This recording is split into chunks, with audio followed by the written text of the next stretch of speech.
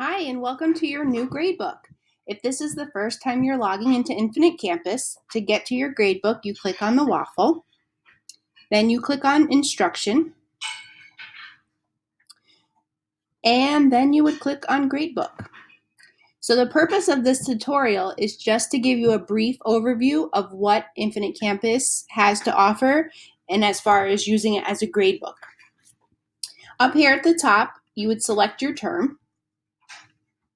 You would select your section, and this is for our standards. To add an assignment in Infinite Campus, click the Add button. Give a name to your assignment.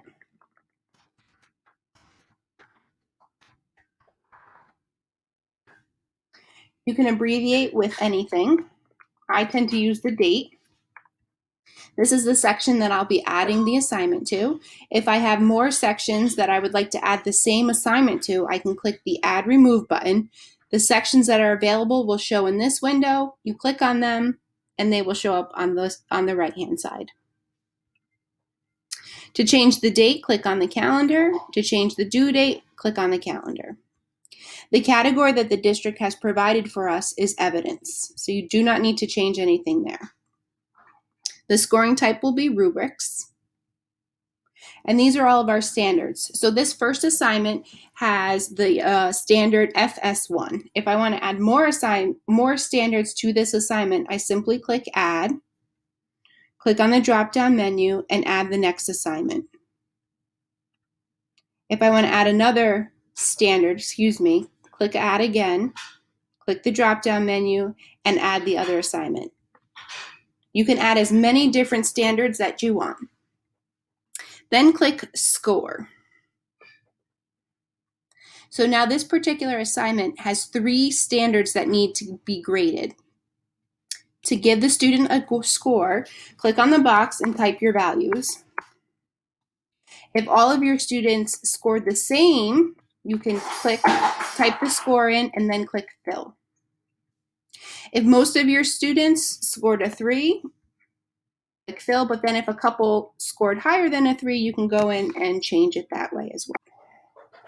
These 2 assignments are showing up here because they both correlate to the same standard, this FS1 standard. If I check on the standards and I select FS1 uses a variety of print strategies, you can see that one of the assignments disappears because that assignment did not have this standard associated with it. So I'm going to demo again how to add another assignment. So click Add. So this is going to be assignment number 3. This time I'm going to use the abbreviation of READ. Again, you can change the dates. The category will always be evidence. And here's where you add the standards that are associated with this particular assignment. Click the drop down. I'm going to go to the bottom here this time. So I like that standard. I'm going to add another standard.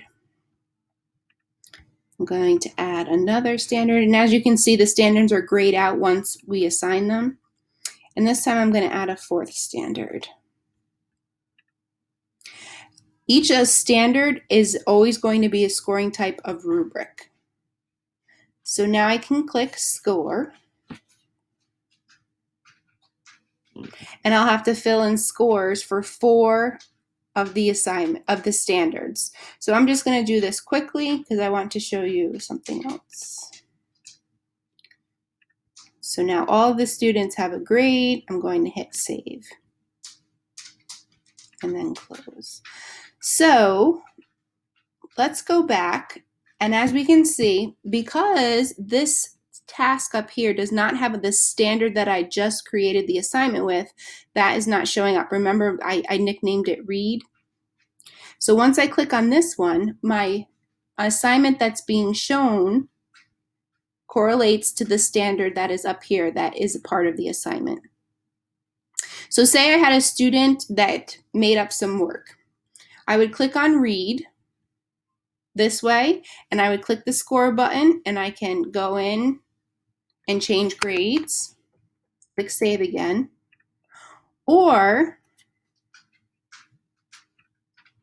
You can click this button right here. It's the expand. And then you would click on multi-score and it will bring you back to that previous page. If you're someone that likes to see all the assignments that you've created with the standard associated with it, on the left-hand side here, click on Assignment Overview. And you can see that in this term, I've created this many assignments. So the assignment name is here. So assignment number 1 has this standard, and also practice 1 has this standard. If I keep scrolling down, only the assignment number 3 has this standard. I encourage you to name your assignments purposefully and name the abbreviation purposefully. So that way when you come back to this assignment overview, it makes sense and is clear as to what the assignment was. You can also click on the assignment, and again, it brings you back to the assignment detail. You can click Score and change student grades. Another nice feature of Infinite Campus is the reports. If I scroll down here to Student Summary, I can generate a list of students and their grades. So again, there's a lot of different options here. I happen to like this one.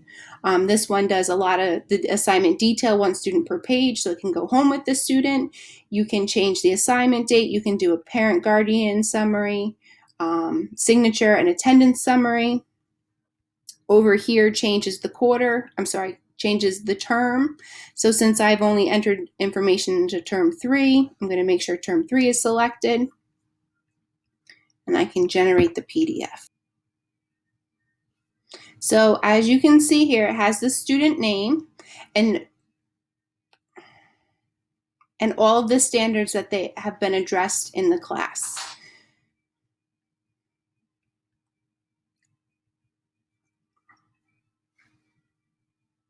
So here we have Alex. His score is a 3. It has the standard above it, kind of a nice feature. More information will be coming to you. In September, the plan is to have more trainings made available to you so that you feel very comfortable using Infinite Campus. And as always, please reach out to the ITF in your building, and they will happily assist you anything related to Infinite Campus. Please take a moment and fill out the Google form. It asks you if you viewed this video to select yes or no, just so that we have a record that you watched the video. Thanks so much, and I hope you have a wonderful summer.